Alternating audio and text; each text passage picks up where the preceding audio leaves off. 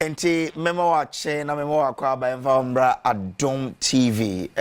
Nnawotwi akwa ba beto ye so yesim konwa na yedwendwe oman Ghana ho kwan ye fa so a yenso nyame cha de ne yenya ye ye man aye friend Ghana e betumi afa ne ntampa efra na Nnawotwi wensem bebre na esi na megidi se ne ye quite huge for ye nyina no ebe ye Black Stars. I mean kwesiada ye kojina agropraman so ye ko ye omo ye na obi afi se ne ye wie na no so ye na Egypt ya ye na ye ka se Misraimfo ahu omo ene uhu omo bium na nka ye ne ya adwen de se ye ko hye omo kra na nso ye zo mienu emomo so hye mienu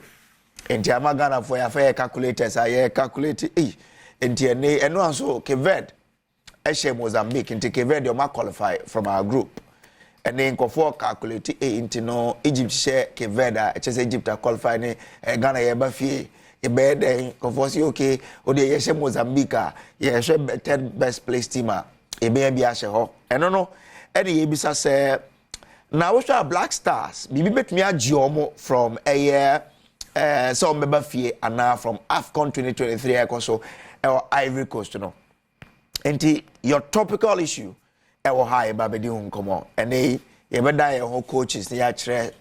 formula ebetumi dey afa so na yetumi a qualify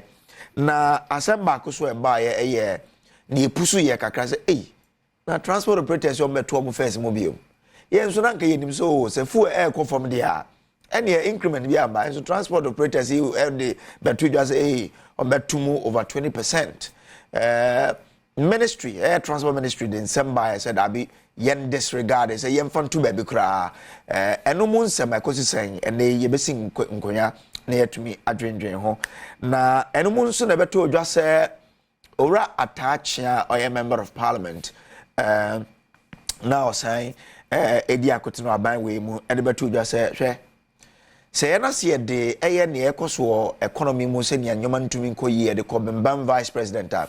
yenye ene papa no endi ni ye ase se wo hwe vice president no nyoma wa ye ne ekoso a ye ntumi nka se ne ekoso economy mu no ye de ba bembe no enti ene ye bedi nkomo afa no ye bisa se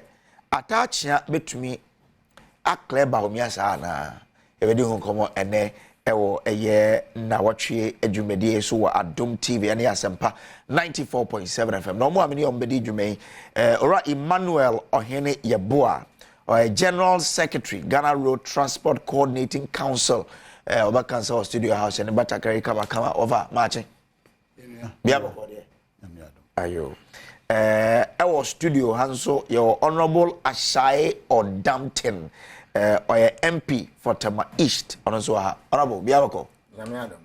all right then yeah just say Sabeka Samuel Amwa or deputy national PRO for GPRTU Alhaji Yusuf Fofana and Fofana or government spokesperson on social services of our cancer our studio ha na yeni omunyina edin komo me amedi dwuma ho chia me friend Samuel Kojo Brace me production team solid production team akwesi nsia ene minua no mo ka ho nyina no maje pene boye chidom me dey show we dia bro wala nyina so eka ho on behalf of your sound man your camera your directors your sound for no your light and your biano me mo akwa ba to the show ye betwa ho tew ne yaba yaba ye den nsem no ebeto on nyina adwendwen ho ba kan ho se wadwen kire ehia pa e de ma show we enti ko social media Facebook Adom TV show we twa ne wo ho fa comment no to ase mefa na makan e mo bia so ate won so wadwen kire wo kire on the issues I twa ne ho koba e wo my way mo ye ba ye be sha ase ne edi nkomo no oni entra ye ba isia